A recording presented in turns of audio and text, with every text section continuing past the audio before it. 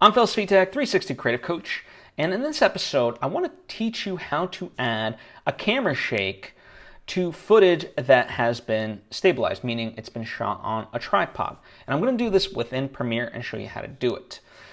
Now, of course, if you're listening to this, you can follow along and still get the benefit of this, but it is my recommendation to hop over to my YouTube channel where you can see the screen capture of all this so you can follow along a little bit easier.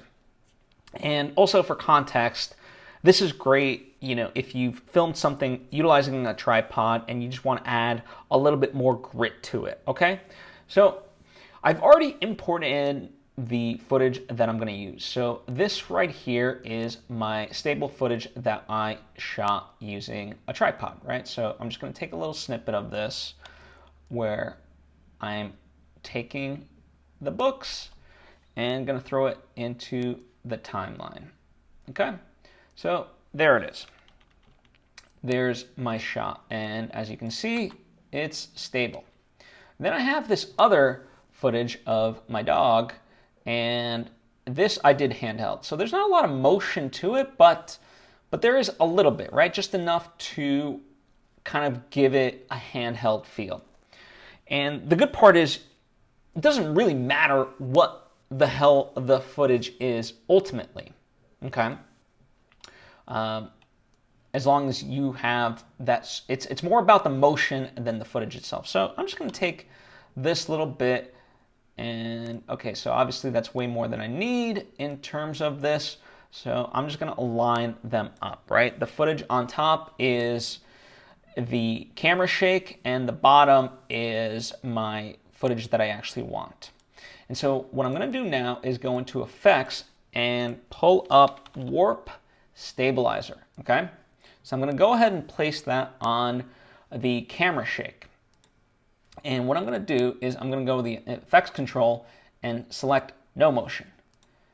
And I'm going to switch method to Position, Scale, and Rotation, okay? And since it's a short shot, it was able to do it fairly quickly, okay? So now we have that done. But you obviously might be asking yourself, okay, well, how does that help our shot? Well, what you're now going to do is you're going to select this and create nest. And so you're going to create a nested sequence. You can call this whatever. I'm just going to leave the title nested sequence 03. And then boom, there is the nested sequence. So I'm going to step into that nested sequence. And within here, I'm going to toggle the track output, meaning I'm going to make sure that the footage that's the reference footage that I don't actually want to show, I'm just going to deselect that, okay? And through that now, we have a little bit of a camera shake. Now, see, it's just subtle. It's subtle enough. So it all depends on your reference footage. If you want a lot more shake, then you get some reference footage that has a little bit more shake to it. And if not, like this is just kind of a small amount of shake. So that's basically the long and short of it. Hope that helps you. If you have any questions, let me know down in the description or the comment section. Thank you, and hope to see you next time.